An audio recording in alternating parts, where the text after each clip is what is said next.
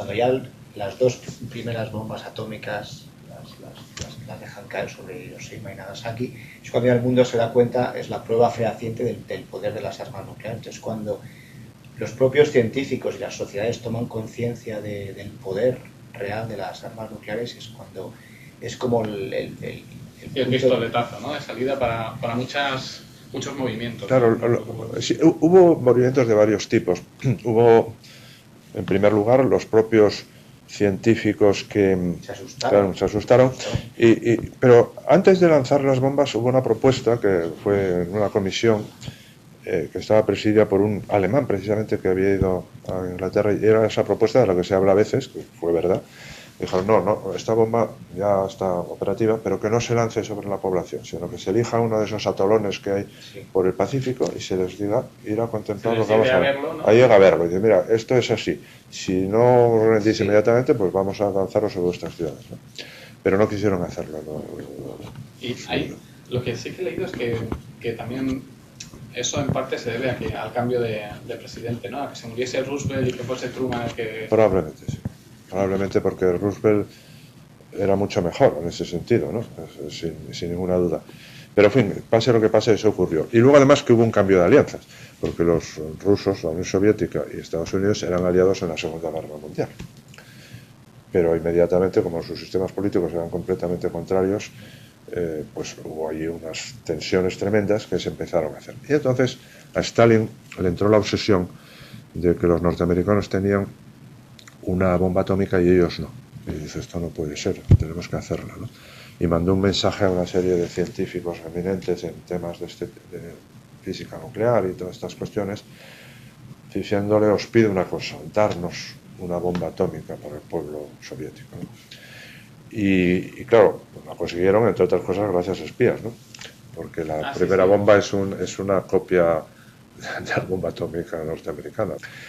Y lo que pasa es que, claro, entonces se inició una carrera, una locura, que es la carrera de armamentos. Porque, claro, hubo propuestas ingenuas, si se quieren, pero que en otro clima a lo mejor podían haber prosperado. Por ejemplo, Niels Bohr, que había participado, había ayudado y aconsejando, más que trabajando en cuestiones de la bomba aquella, pero luego él propuso que fuesen las Naciones Unidas las que tomasen el control de esas bombas nucleares y que no los otros países, pero claro, en ese ambiente de confrontación eso no podía prosperar, ¿no? Y entonces, ¿qué ocurrió? Que cuando aquí en Estados Unidos se enteraron que estaban los rusos, ya tenían una bomba atómica, pues dijeron, pues nosotros tenemos que hacer una más grande, la de hidrógeno, ¿no?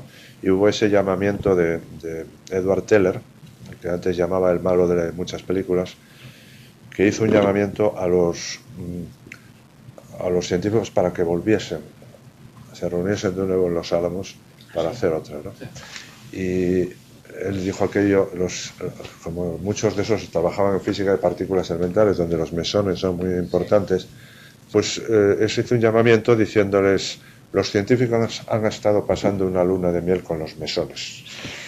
Ahora hay que volver a los laboratorios y hacerlo. Algunos volvieron, otros no volvieron, pero bueno, se montó de nuevo un centro de estudios y la construyeron hacia el año, yo creo que fue en 54, por ahí, vamos a decir, 50 y tanto, que fue precisamente entonces cuando se creó el movimiento PUWAS, que también nos interesa, porque en realidad fue Bertrand Russell que se dio cuenta por lo que decía antes, que las bombas ya no tenían límite superior. Antes había más de 300 o 400, y ya 400 parecía a algunos que era imposible, ¿no? 300 kilotones, es una señora bomba, por supuesto, pero vamos, tiene su límite. Mientras que las otras oficialmente se hicieron hasta de 100 megatones. La de 100 megatones parece que era de menos, que la tiraron en Nueva Zembla los rusos como prueba, pero bueno, esa era, si fuese de 100, realmente como 800, no 80, sino 800 bombas atómicas de Hiroshima a la vez, ¿no? Es una cosa absolutamente terrible, ¿no? Y bueno, pues entonces Bertrand Russell dijo, ay, que esto ya es una cosa muchísimo más grave.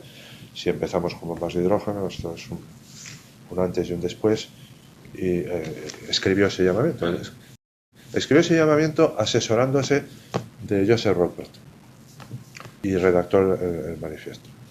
Y entonces se lo mandó a Einstein para que lo firmase con él, porque claro, era el científico más prestigioso en ese momento en todo el mundo. Y el pobre, estaba en las últimas, ¿no? Ya, de hecho, no se sabía si lo había firmado o no. O sea, casi sería lo último que hizo, ¿no? Sí, es lo último de sustancia que hizo, efectivamente, porque parece ser que Bertrand Russell, con todas las comunicaciones eran más lentas, se enteró en un avión, iba en un avión hacia Londres, y el capitán del barco le dijo, hombre, pues acabamos de tener esta noticia que se ha muerto este. Dijo, no ha podido firmar esto. Pero al llegar allí vio que sí había podido firmarlo, ya a Londres, pero se ve que le dio al día siguiente de firmar esto, le dio un aneurisma, y entonces estuvo unos pocos días en el hospital y se murió allí, ¿no? Efectivamente, sí.